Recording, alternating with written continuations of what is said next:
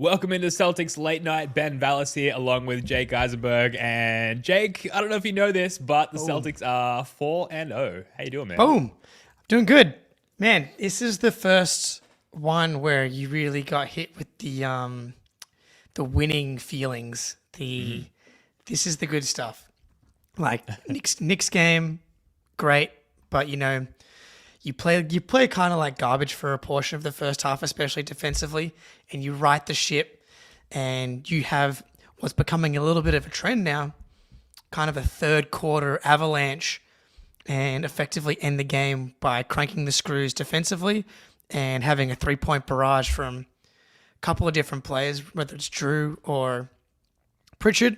But yeah, man, I felt this one, and I'm excited to watch the Pritchard heave. We had Doc on the sideline, losing his mind.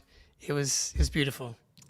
Yeah, we've got the clip there in the stream. Yeah, we'll save it. Just sit on it for a little minute and bring it up when we're going all in on PP. But yeah, 4-0 without Kristaps Porzingis, 3-0 without Sam Hauser as well, who was questionable going into this one, and hopefully that back is well on its way to improving. I'm guessing he picked the new baby up out of the cot while not bracing his core or something like that, and felt a little twinge. That'd be my guess from having done the same thing a few years ago with my little one. But okay, hopefully that's it. That's it then. Doc Rivers, 18-21 as the head coach of the Milwaukee Bucks. So many angles to take this one. Where do you want to start, Jake? There's a lot to get to here.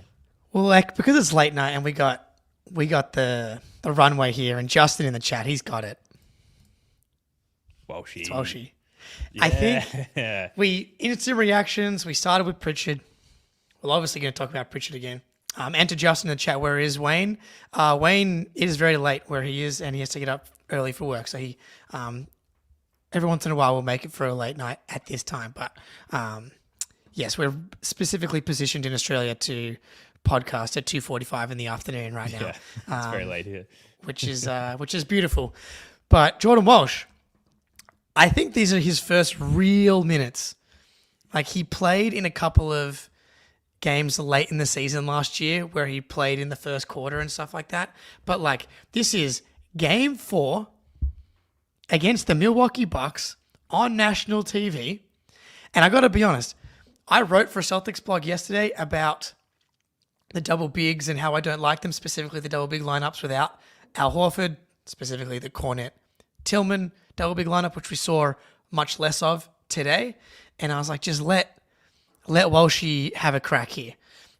I'm not exactly, incredibly confident it's going to go well, but I'd rather swing with the upside of Jordan Walsh as opposed to that lineup where I don't see the upside for the playoffs. Like, I don't see a Luke Cornett Tillman thing in the playoffs being something we know to go to.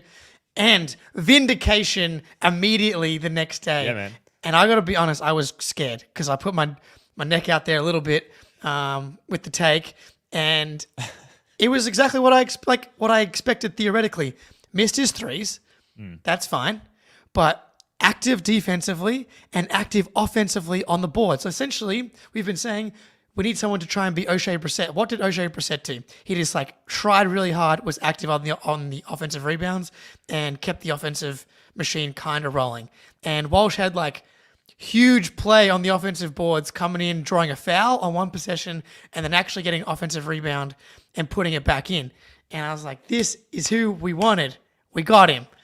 Yeah, dude, if you were that handsy in any other work environment, HR would be on to you quick smart. But the go-go gadget arms of Walshy, fingertips on all the balls, and we'll get to PP later, but he did have his hands everywhere in terms of disrupting or being disruptive defensively. And there are a lot of times where he, if he didn't force a turnover, he at least forced the Bucks to tick off a few extra seconds on the shot clock just with his tenacity. And that is certainly filling vaguely the lane and the gap, the chasm left by the absence of O'Shea Brissett. So you'll have to see. And I feel like once he gets a little bit more comfortable, a little bit more confident, those threes are going to start to go down. Like, we saw him shoot those with some fluidity during the preseason, so we know the stroke is there. It's only a matter of time. But the fact that he can come in as a legit part of the rotation in a very legit game, maybe the highest stakes game, just as far as setting the tone of the conference, the top end of the conference table, for Walsh to come in and have a legitimate impact there. You love to see it. There was one play where he got caught on Giannis in isolation down on the block, and he cut off the baseline perfectly, like fundamentally sound. Tried to force Giannis back into the double team, like where we had more defenders sort of closer up towards the paint there. And Giannis, he went baseline anyway, as he tends to do. Like, he just barrels through people even if you do cut him off. But Walshy did enough, and the help defense came late and did enough to, I believe it was a travel that he forced. He forced a turnover off Giannis. Celtics ball, we go the other way, we score. And that was around that electric towards the end of the third quarter period where we got also a Derek White block on Giannis. We got two closely back-to-back Derek White threes as well. And it was after the two tech fouls on Jason Tatum and Joe Mazzulla, which I said this during Instant Reacts as well. I was hoping we'd get angry Celtics out of that, and we did. That seemed to turn things around vibes-wise for the Celtics in this one, Jake. Yeah, that was definitely a period that we needed. So I was trying to find like the when did the run like kind of start? It was the Celtics were down 80-79 with like 2 minutes 40 to go in the third quarter, and then they end the quarter 90-82. So you go on a big run there, and then the lead gets pushed out to like 16 in the fourth quarter. So I'm excited to go back and watch that one. And Joe Mazzulla talked about the refs were garbage in this game. I thought like kind of on both ends, but like the Damian Lillard shooting 18 free throws and the refs being played by his foul baiting nonsense was like one of the most infuriating things. 18 free throw attempts for Damian Lillard. But in the midst of that run, in that technical that you're talking about, there was like Tatum getting a technical. What was the reason they got? Oh, it was the Drew Holiday. He went in, he missed at the rim, hit the rim, and they called a 24-second violation. And it was like the clear as day that it had hit the rim. And the refs like were kind of just, it was like, you know when a ref makes a bad call and then they're like correct it very quickly? Mm-hmm. And it's like, okay. It felt like they were just past the point of no return. It was like, it's been 15, 20 seconds since we made that call. We can't go back now. And you could tell them like, on the edge of deciding, and they decided against it. And then Mazzulla's riding the ref up and down as they decide. Which is great as they're like discussing, and then that incites the TD Garden FU ref you suck chant. I forget if it was FU or refs you suck. And Mazzulla was asked about it by John Corrales in the postgame about that moment, and Mazzulla was like, we just wanted to create as much chaos as possible. Hell yeah, Joe.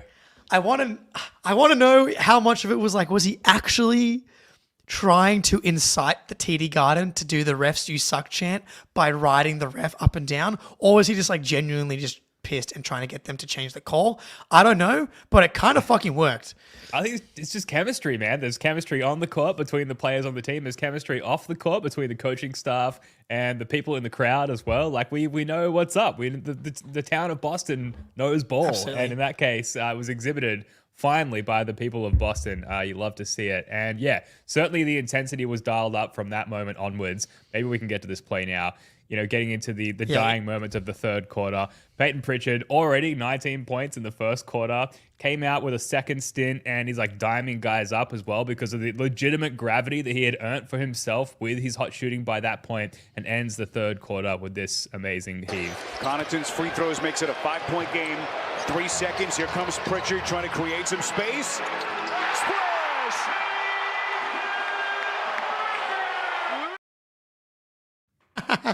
Dude,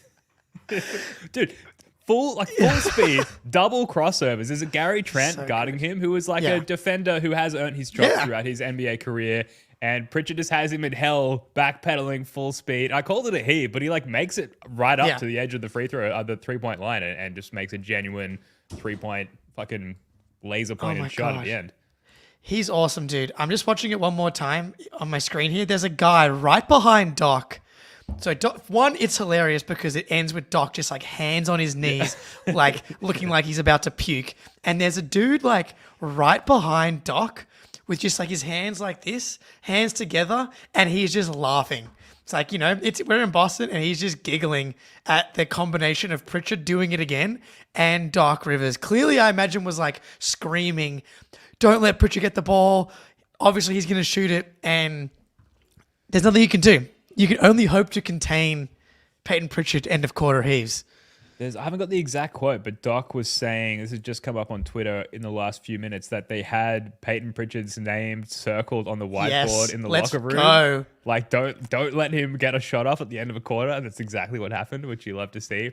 But also, Eric Weiss in the chat says this was just a normal game versus a playoff team that forces you to actually work for it. Yeah, you can't understate the luxury that we have of being able to solve problems on the fly, like we did tonight, and the notion of it didn't always look perfect, but we found a way to win anyway, which is a really distinguishing characteristic of a championship caliber team. And a lot of problems that the team had to solve tonight, and I know we're sort of jumping all over the place. Yeah, of course. Kind of what we do on late night, but the problem of how do we deal with Giannis and Lopez down low, I thought was really interestingly dealt with throughout the night. And it started with Al Horford, who we obviously need to get to.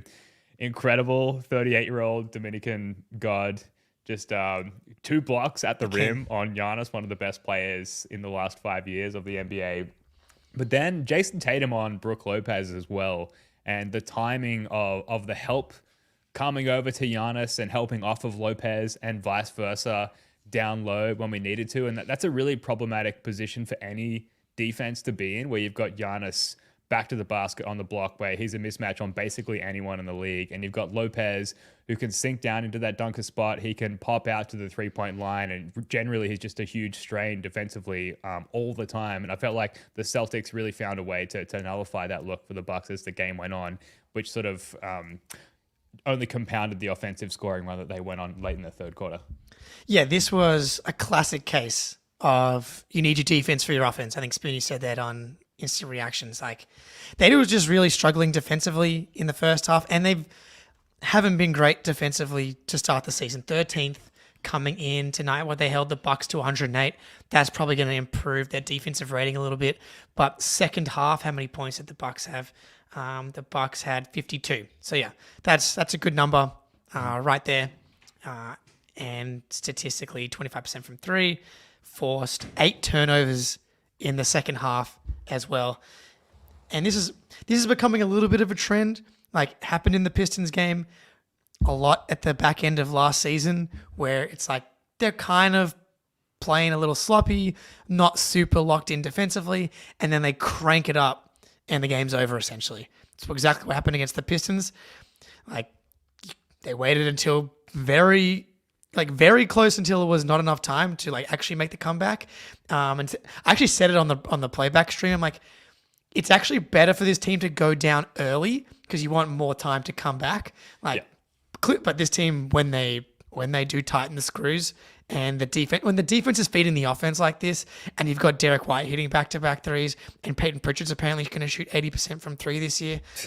When you're getting stops, which were getting generated from Tatum guarding everybody. We can talk about Tatum here, who didn't have an awesome night, but defensively, this is what makes Jason Tatum so valuable. He was a team high plus 19. I think it was plus 19 in the first half. Team high plus 18 for the game, despite having a tough shooting night. He guarded everyone on the Bucks. He got a block on Damian Lillard. He was helping stonewall Brook Lopez, stops on Giannis.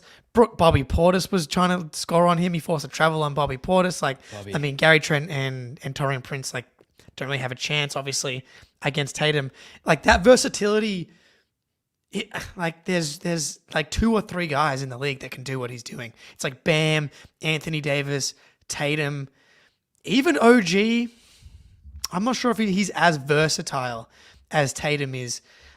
Maybe my perspective is being colored by OG's inability to guard the Celtics and the Jays, but I'm interested to go back and look at the Cavaliers-Knicks game today that they won. But that versatility from Tatum on defense, and obviously it gives you the 8 rebounds, 4 assists, 2 steals, and a block. Only 3 turnovers. You don't love that offensively, but defensively, I was just really fucking impressed. And I thought that he was a real catalyst for helping us go on that run. Yeah, dude. Tatum's defensive versatility, his two-way versatility, it's why we always make deep playoff runs with both of the Jays, who have shined in that sense really since they've come into the league. But Tatum, I feel like once he figured out, this is talking offensively, once he figured out that the Bucks were just, if nothing else, they wanted to stop Jason Tatum. Once he figured out that he needed to get other people involved, this is where like Sam Hauser would have been huge for this team, and why it was so good that Walshy had a decent showing despite not hitting his corner threes. But once Tatum's kind of figured out that he needed to defer a little bit and not force it, because in the first half he was completely forcing it. That he got Giannis ISO'd on the wing and tried to shoot like a fucking 40-footer over his head just to have like the two air balls balls in the first half. Yeah, three. exactly. And once he kind of settled into to a rhythm and within the context of that game, developed an understanding of where the buckets were going to come from based on the defensive looks the Bucks were throwing at him, that's when he started to impact the game a lot more. Defensively, it's like unsurprising, but it's always fun to watch him solve those problems. And, you know, it's less sexy when it's not him solving it by just hitting like 8 of 11 threes on pull-ups. But, you know, it's for the more, I guess, nerdy hoops lovers out there to see him solve like specifically these defensive looks the Bucks are throwing at him. It's actually kind of fun. Yeah, I do think that he got a little dancy on the wing at times, and he's been so good at and what's been so impactful has been his willingness to get off the ball quickly and his ability to make like tight window passes. And we saw that later in the fourth. He had 3. Yeah, I'm assuming we are talking about the same thing right now. But so Tatum had 3 assists in the fourth quarter alone, and like the most impressive one was obviously.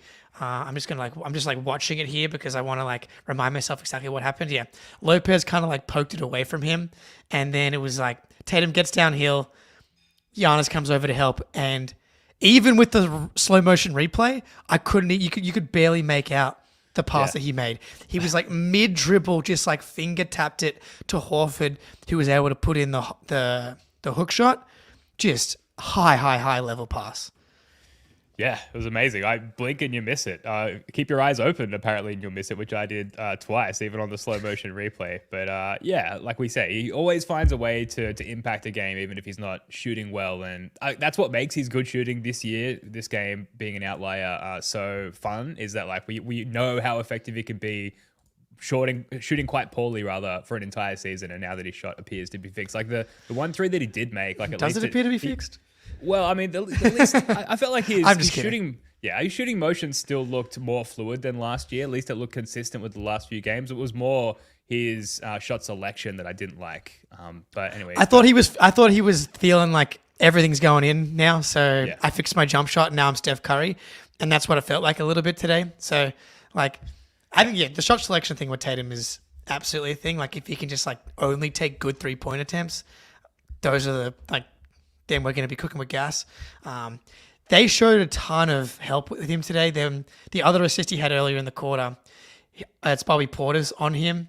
And like Dame Lillard's like kind of like digging down from Jalen in the corner. Connaughton's in the paint as well.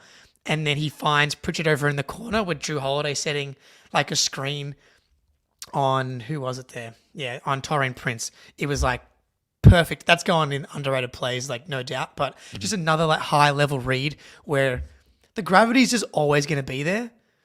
And so he drives in, forces the defense down, and then he kicks it to like the best shooter in the NBA. Shout out. How about them Celtics in the chat? Go and subscribe. Yeah, go on some. Yeah, I wonder if it's Jack. I bet this is Jack. I can tell by the way that he's typing here. But yeah, man, like not the best Tatum game, but that's always the thing with Tatum. His floor is so high, and like despite him having 15 points on 16 shots, he just gives you so much other than the scoring.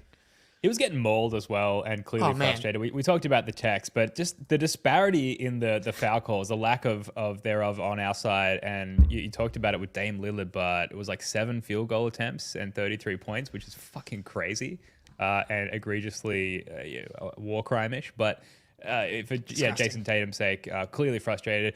On the other side of the J coin, Jaylen Brown, tough first half, great second half. In summary, really, and we can go in further there. But he came out in the second half, and as part of that, like more synergistic third quarter that the Celtics exhibited, Jaylen Brown was a huge part of that, and actually taking advantage of some of the size mismatches he had. And we saw, I think, more than usual amounts of Tatum Brown back to the basket, backing down Gary Trent Jr., even Taurean Prince, and just like getting to his spot and turning around. And for the first time all season, actually hitting those turnaround middies in the paint as well, which has always been a really efficient look for him. So it's good to see them, especially against the team that we just do not want to lose against for no other reason than their fan base can be incredibly annoying online. So for JB to turn it up from the mid-range in this game was exciting to see. Yes, look, we brought Nathan Marzian on the show. We tried to repair the relationship, but we know we can't be losing to Bucks fans. Amicable. It does feel like they've like kind of accepted that their team is not that good and the Celtics are a lot better than them.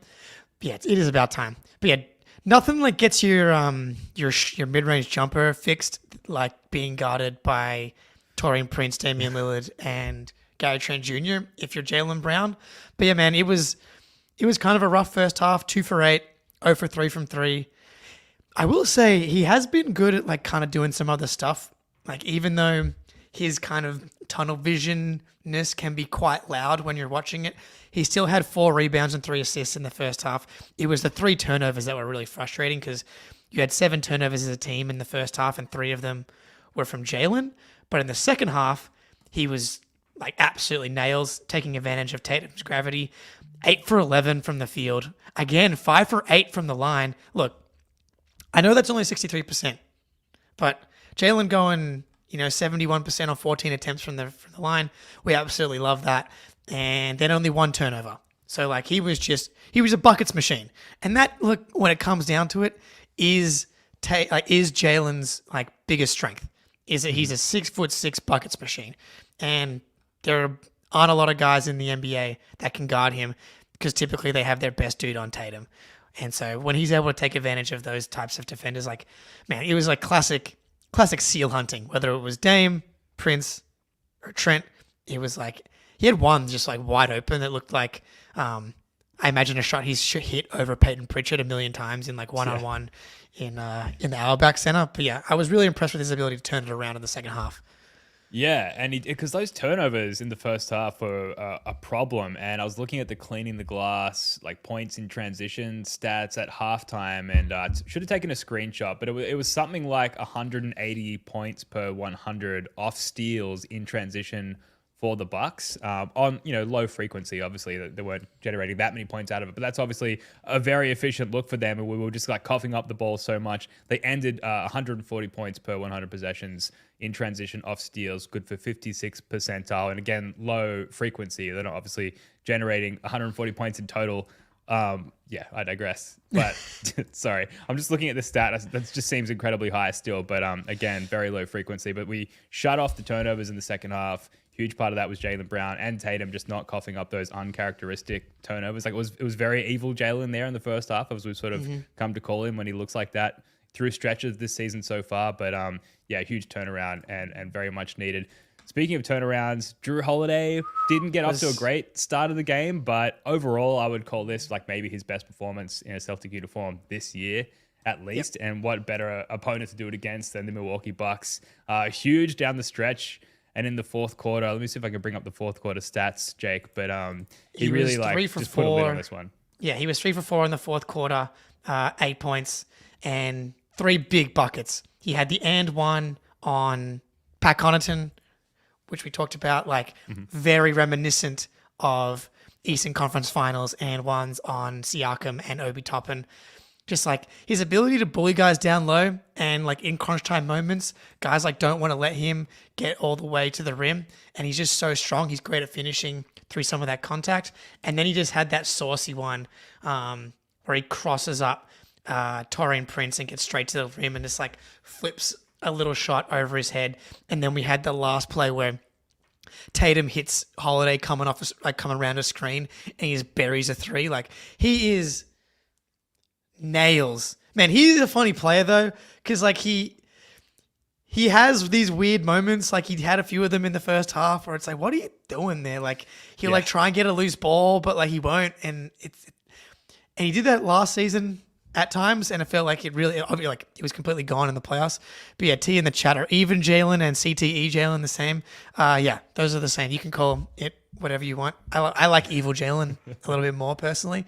But yeah, Holiday, dude, for anyone can step up, it feels like. And that's what makes this team so ridiculous. It's like, yes, it's great that Tatum is having this overall impact, but if you're the opposing team, if you hold him to 5 for 16 or 6 for 16, whatever it is, you're like, okay, we're going to give ourselves a chance here.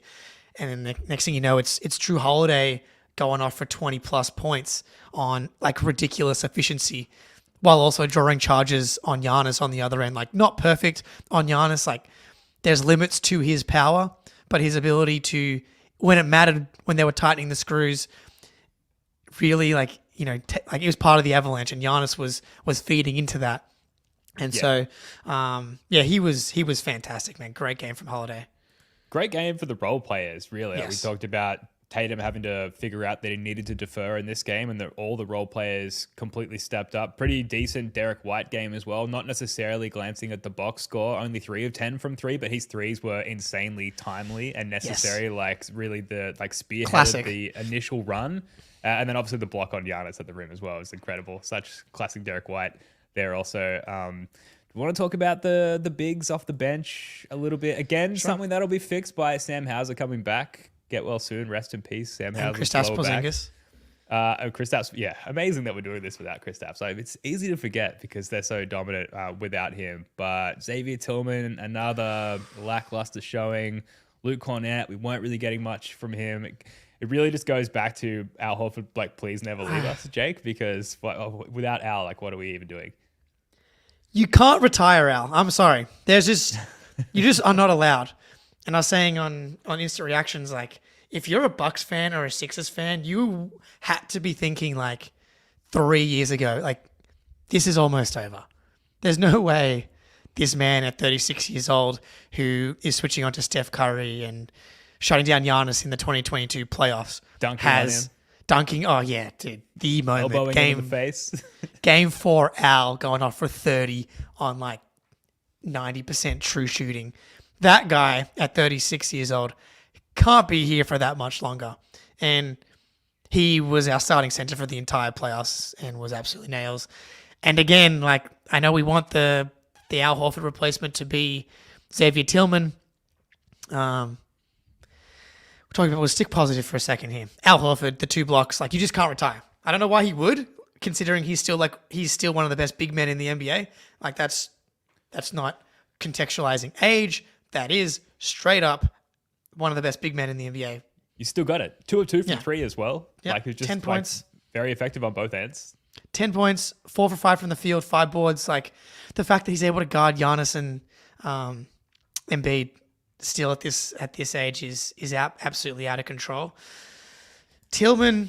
So I have a broader theory about the Horford replacement. I think it actually is just Tatum. Okay. I think it's just Tatum. Like, you saw him in the playoffs start to guard 5s like really consistently in a way that he hadn't before. He's never guarded Brook Lopez before like this. Like, not like clearly the primary dude on Brook, and then kind of being able to hold up. Like, as he continues to get bigger, because he's still only 26, I know he hates playing the 5, and like, we're gonna have a guy that plays the 5. In theory at times, but I think in like 2 years, 3 years, when like LeBron went through his like last metamorphosis into like a bigger and stronger version, like, I do think that, I remember saying Tatum's rookie year that one day I think he'll be able to guard 5s, and we are now here. So it probably ends up being Tatum and Jalen in a way. Like, Jalen, I thought, like, battled as well as he could today. Tillman, 0 for 3 from the field, 0 for 1 from 3. Really struggled on the boards. And, like, defensively, he's not staying in front of quick guards, and he's not handling bigger players either at the moment. Do you feel like he has fully grasped the assignment there, though? Because, like, the objective in the finals against Luka was just, like, stay in front of Luka. Switch on to Luka, stay in front of him, like, stop him from getting to his spots. And it feels like that's maybe easier to define and stick with throughout the course of a long series, albeit a short series, 5 games, NBA champs against Dallas. But That's right. But, in the vacuum of a single game, it has felt like, we said this on the last show, but it feels like Tillman is like a step slow on the sort of the concepts of the game, when to switch, when not to switch, going over, going under, when to help, like the timing of the help, those little things. At least they're teachable aspects of the game.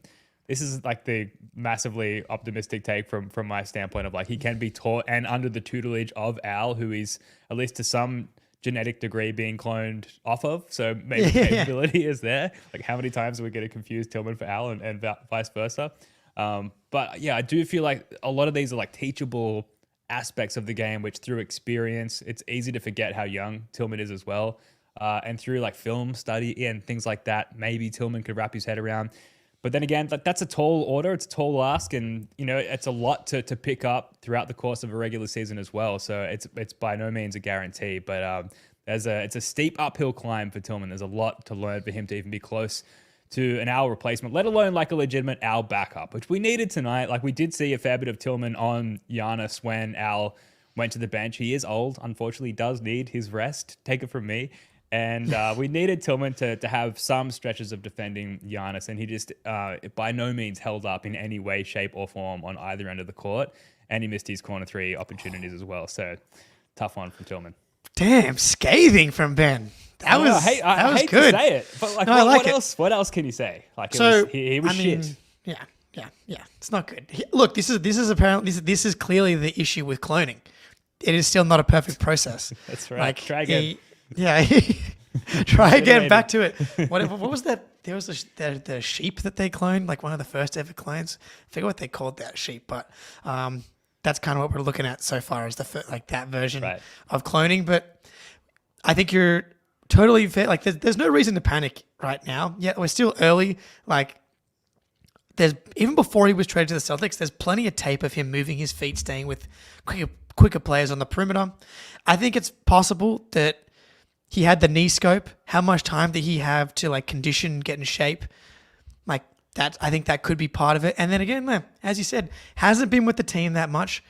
The Horford, Tatum, Jalen, Derek White in particular, and then Drew. I mean, like he's a defensive savant, so like it's not surprising that he's picked it up to an incredibly high degree at this point. And he's also here for the entire season last year. Tillman still hasn't been here that long, and he didn't actually play that many minutes. Dolly the Sheep, yes, thank you, Pine Paparazzi in the chat. Appreciate you. Great reach. That's right. Great, Paul. Like he didn't play that many minutes in the regular season. He didn't, especially like post trade deadline.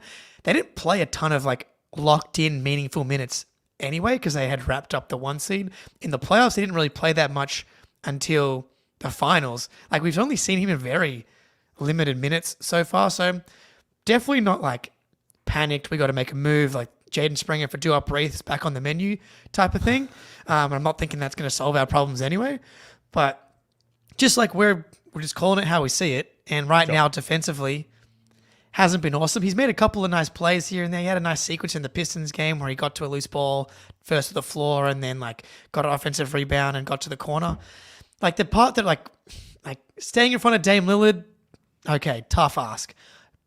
When he got shouldered by Giannis, that was disappointing because, like, in theory, like, was he just not ready? Because I know he's a Western Conference guy. Has he not had enough experience with the type of force that Giannis plays with? Like, Al Horford has like reps. Al Horford's like grown with Giannis. Giannis has been like, and Embiid, he's been like, as they've gotten better and stronger, Al's just kind of been there getting those reps every step of the way. So first kind of shot at it for Tillman. So I'm willing to like let him go back to the lab, get motivated, and hopefully be ready to go for the next matchup, which I'm pretty sure we play the Bucks again pretty soon. Like we play them 3 times early in the schedule. It's kind of the opposite of the Knicks, but underwhelming from Tillman so far. And we were super high on Tillman coming into this regular season. Coming into the season, we were like, oh my goodness, absolute steal. I'm not going to move off that take, but we'll see. Yeah, early days, like by no means closing the book on Tillman, and really like I think a lot of this conversation comes out of maybe just having had higher expectations for him coming off of, now apparently having a healthy knee. And he did say recently, I can't remember who tweeted this or reported this, but like his knee's feeling good and he's had like more time than ever recently to actually work out and practice without any pain. So yeah, maybe it's just reps and things like that he needs. under his belt. But the next time we play the Bucks is Sunday, the 10th of November. It's an early afternoon game there, 7:30 a.m. start here in Australia, which would be nice. Perfect. Breakfast game. Tillman. So not to shit on the guy too much. It's just we have high hopes for him, so we just sort of expect more from him, I guess. Circling back on a couple of points that we missed. I just want to say, great take from Jazz here. Sure. We're going to trade Tillman to the Sixers and then get him back 2 years later. That could be the move. That's actually how you perfect the cloning process. Yes. You got to send them to the Sixers and they come out the other side ready to come back to the Celtics, ready to go. Right. Love that. Peyton Pritchard tied Eddie House's franchise record for 8 3-pointers made off the bench. Man, we're doing a lot of tying of records to start the year here. Feels good. Feels like a good omen. Yeah, it is a great omen. Yeah, I like that. Can you have a good omen? Or can you only have bad omens?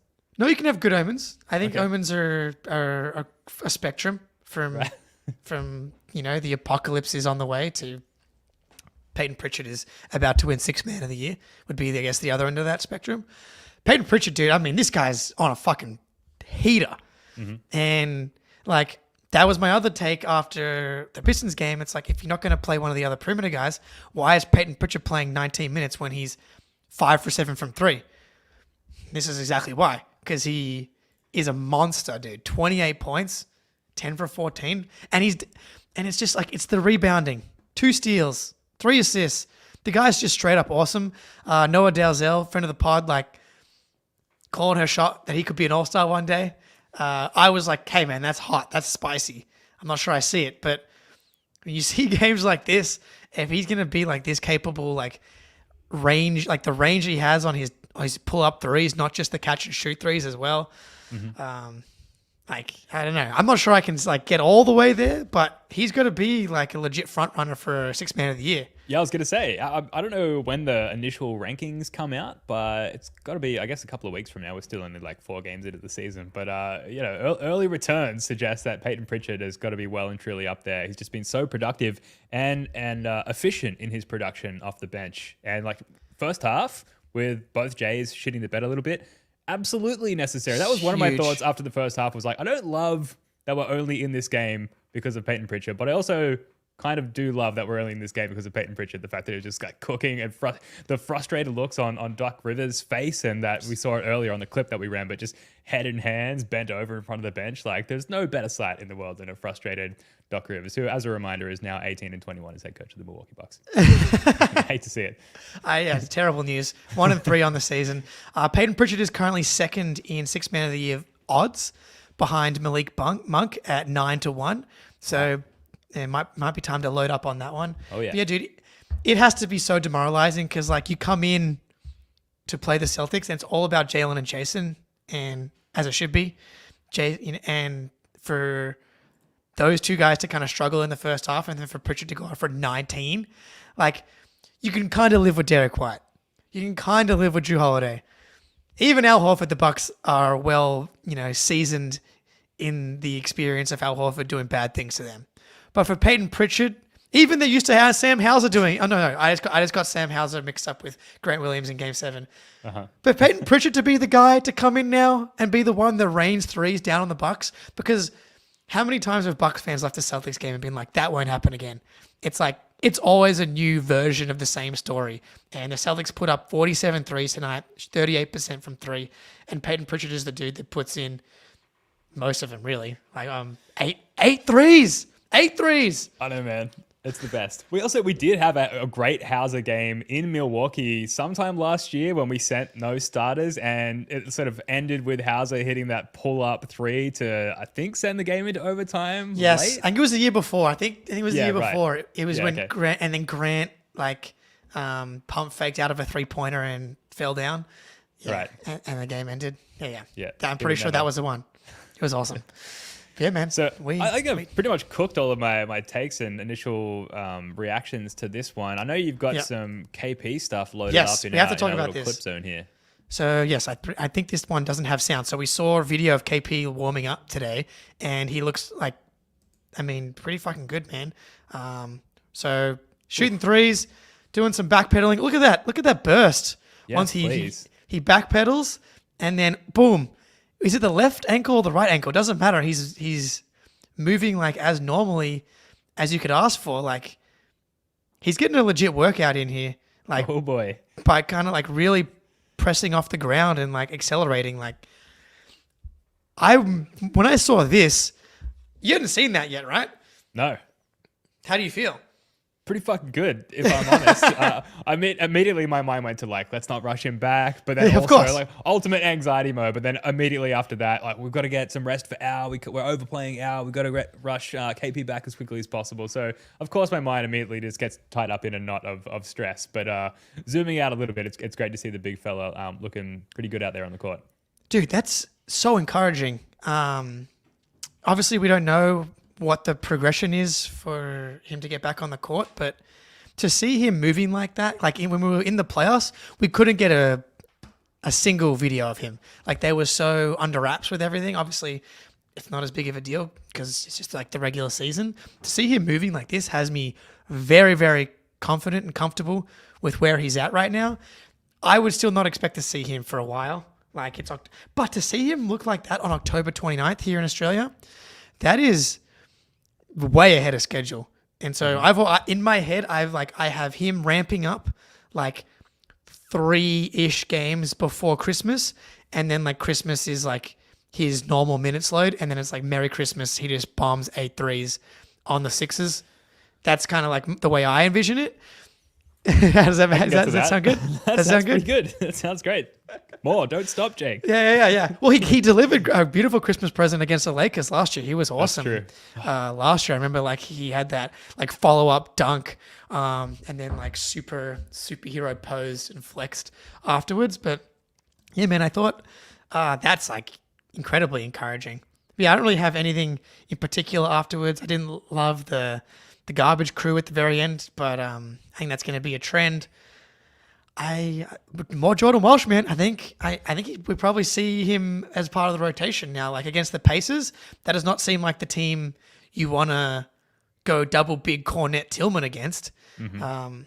I watched a chunk of the Magic Pacers game today where Paolo had fucking 50 and 13 and 9 against the Pacers, which is insane. But they were like switching everything against the Pacers, and like I'd much rather be doing more switch everything stuff as opposed to doing it with Cornet and Tillman. So, and Walsh has the body type to match up with all types of, like, he kind of looks like a longer, bigger Halliburton. Like I can kind of see, I can see it now, Ben. You're just like putting fantasies out there for me. I know. I show, Jake, which I love. I'm just sitting here. I can't say anything. I'm getting goosebumps. I'm gonna have to go soon, but also just matching Neesmith's intensity as well. Obviously, you're not gonna match Neesmith's production. Like that's a tall ask for Jordan Walsh, but they've got a lot of sort of speedier wings. Benedict Mathurin being another one. So you don't want an overabundance of bigs out there. You want some wings who can switch and defend multiple positions. So Jordan Walsh, great showing tonight, and let's see him again against the Pacers, which is coming up Thursday morning here. So a little less than 48 hours time. Looking forward to that one. I guess we'll leave it there. We are doing a live Patreon podcast tomorrow, obviously exclusive to our Patreon subscribers. So if you like the show, if you want to support the show, please subscribe. The links are in the description below. 4-0, Jake. Life is good. Anything else? Any other thoughts you want to drop on us before we wrap up? So yeah, definitely sign up to the Patreon. We're going to talk more Celtics. We're definitely going to do the Schadenfreude report tomorrow. We got some good stuff.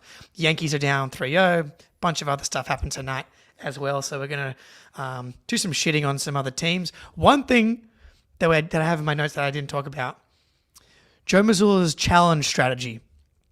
And look, again, it does feel silly to tell Joe Mazzulla how to do his job after he's been so incredible, but I told him how to do his job by playing Jordan Walsh, and it worked out great. So I may as well keep the good times rolling.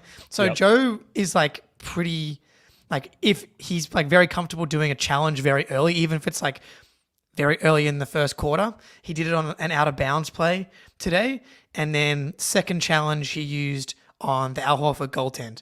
And so my take and my tactics when it comes to the challenges is that I'm fine with an early, like a first quarter challenge, but it has to be something that like directly impacts points.